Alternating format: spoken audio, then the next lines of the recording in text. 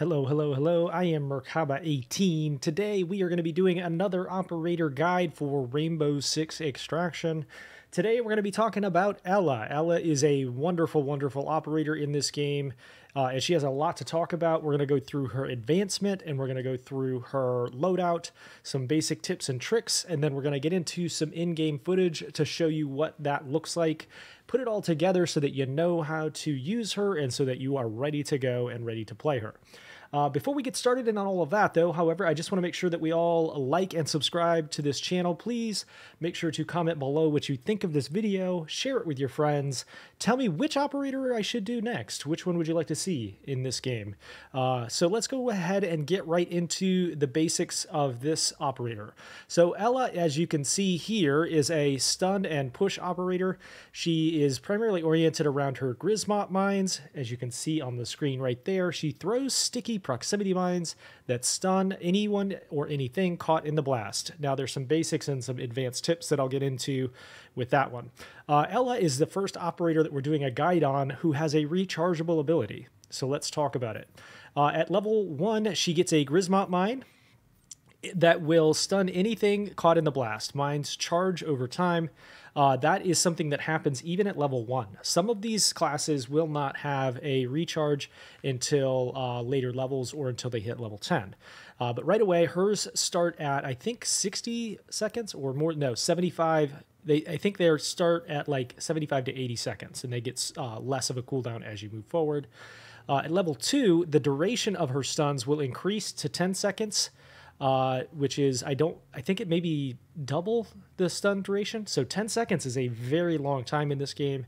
And so this is an example of her ability, and we'll talk about more of this in the game and as we move forward. But her ability sort of replaces stun grenades or paralysis grenades, which opens up a new slot so that you can use other things. So just keep in mind as you're pairing her with other players or when you're playing by yourself that you want to make sure that you're not doubling up on her ability. And I'll get more into that in just a minute.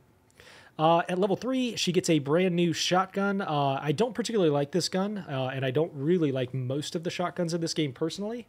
So I usually just move on from this gun, don't particularly use it very often.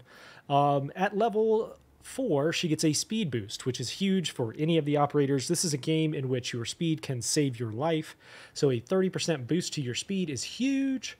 And Ela isn't really all that slow to begin with, so a big boost to her speed there. Healthy Hand is one in which when you revive a teammate, it will boost them for 20 extra health. So this is a little bit down in the weeds, but some of these operators, as we saw last week in Doc, will be revived with additional health. But instead of doing that, Ela will revive others with additional health, which is a great little bonus. And I think those two stack. So what you can end up with is extra health. If you end up, like, let's say Ela revives Doc, I do believe those will stack and you'll end up with a lot of extra health. The second arsenal update occurs at level 6. This one is one of my favorite guns of hers. I think I use this one more often than any of the others. It is their LMG. I also personally tend to prefer LMGs over other guns as a baseline in this game just because of the large clips. The one place you do want to be careful, with the exception of Gridlock, we'll get into her later, but with the exception of Gridlock, you want to be very careful not to get caught in a position where you need to reload your gun, but that's a tip for another day. Stun radius is increased at level 7 from 10 meters or up to 8 meters, and the recharge time takes less time now. So instead of a full charge at like 80 or 90 seconds, it is 75 seconds, which makes a huge difference. At level 8, you get a giant boost to your incoming damage reduction. 20% isn't the most, as you saw Doc last week, gets a bigger boost, but 20% damage reduction, I'll take it any time. Last is the assault rifle. I think this is my second favorite of her guns. It's a pretty decent gun. We'll go over more specific details in a gun update video later.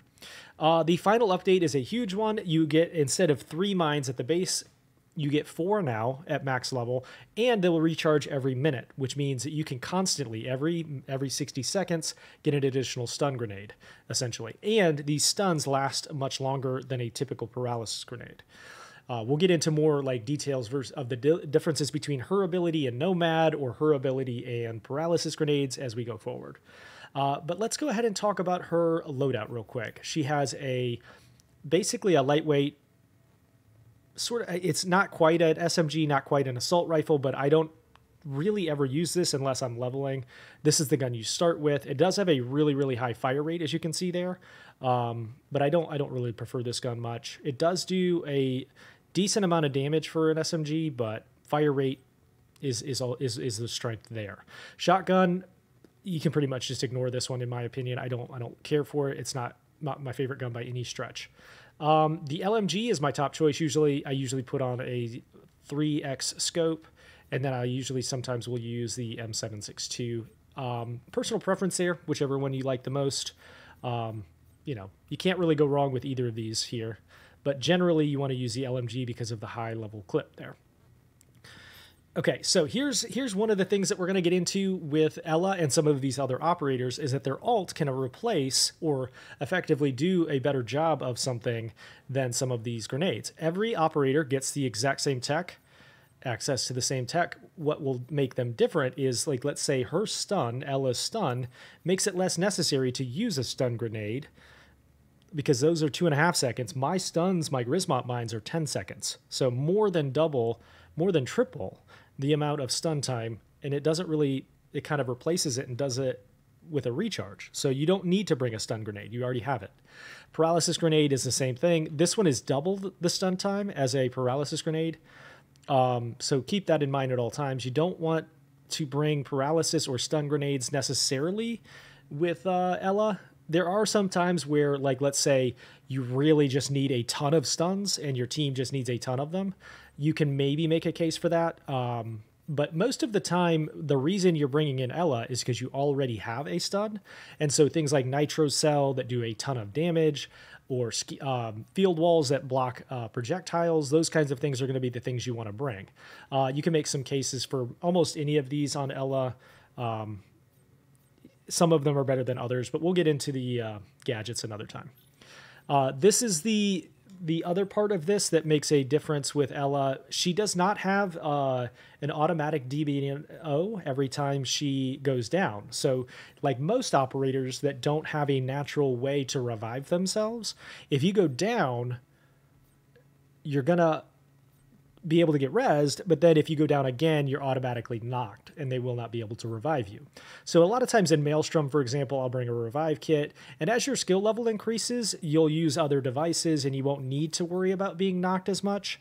But this is a great example of how, like, let's say, for example, Doc doesn't need a revive kit because he can revive himself as long as he has a stim pistol. Ela does not have that capability. So, like, let's say you do have a Doc. What can happen here is you bring a rush pistol, let's say, or a auto turret. You go down and he reses you. If you then go down again, he won't be able to res you. And so you're minimizing, especially as you're learning the game, you're minimizing your ability to recover from mistakes. And especially as you learn Maelstrom and you get better at the game, Revive Kit is really going to make your life a lot easier. And as it relates to solo content, these are the kinds of things that can really make it easier for you to get through an objective, easier to get through a level or through a Maelstrom. As I said in the previous video, the only tech that you really can't make a case for these days is for the ammo satchel. Almost everywhere you go, even in Maelstrom, there's going to be tons and tons of ammo. So it's really not necessary to bring that one.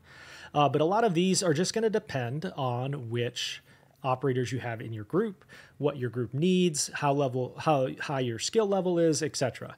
But me personally, as somebody that plays a lot with random players, those kinds of things, I tend to bring revive kits because it helps me to overcome mistakes. It allows me to go further into Maelstroms without dying. So there is Ela for you, and basics and tips about her. A couple things to keep in mind. The stun grenades, her grizmot grenades, will eviscerate essentially some low-level operator or some low-level Archeans, such as like blinding spores. They do not eviscerate, I don't believe, anything above a blinding spore. So like a Rooter, for example, would not be eviscerated by a grizmot mine. That is one of the main differences between her ability and Nomad's. We'll get to that another day. But essentially, Ela can stun, but not necessarily eviscerate Archeans with her ability. Nomad, her stun essentially can eviscerate a lot more options and a lot more Archeans, which is one of the reasons that she does not have a recharge on her ability, and Ela does. So as I said, Ela's ability is super, super useful. It's basically a 10-second stun that recharges on a minute cooldown. Incredibly useful. And it allows you to, one of the other advanced tips that I will give you is that frees up other people to pick up more stuns through react tech boxes. It allows them to, maybe I don't need to bring stuns because I have a ton of them already with Ela. And the other thing to keep in mind is that you will know, because her ability recharges, you're not going to need to pick up recharge boxes, and that will free up people such as Capitao or Smoke or people like Doc who need those stim pistol refreshes in order to keep everybody healthy. So Ela is a wonderful, wonderful operator, one of the most useful operators in the game, and her ability, again, will replace essentially an entire gadget slot for most of your team and allow you to do other things. So let's go ahead and take a look at some of these in-game footage for her and see what this looks like in real time. All right, here we are in-game using Ela. I want to go ahead and walk through some basics about Ela in-game settings so that you can kind of see what her ability does in real time. Some basic tips and some advanced tips as well.